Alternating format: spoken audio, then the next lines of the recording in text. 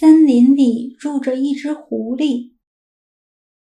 一天，狐狸来到一棵葡萄树下，树上结满了一串串葡萄。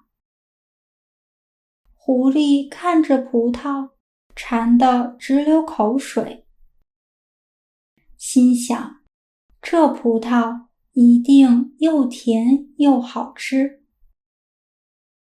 狐狸伸出爪子去摘葡萄，但是树太高了，摘不到。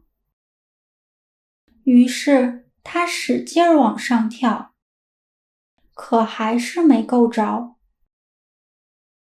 这可把狐狸急坏了，它又试了好几次，但是还是不行。最后，狐狸累坏了，也实在想不出什么好办法，只好放弃了。他一边走一边说：“这葡萄肯定没熟，是酸的。”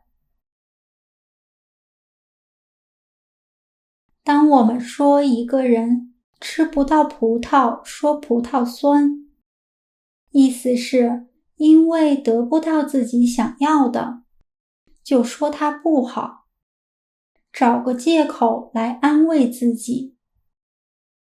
就像故事里的狐狸一样，因为吃不到葡萄，就说葡萄是酸的。比如，他这样说，不过是吃不到葡萄说葡萄酸。不要理会那些吃不到葡萄说葡萄酸的人。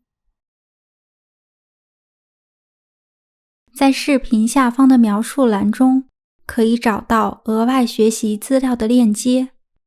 谢谢大家的收看，我们下次见。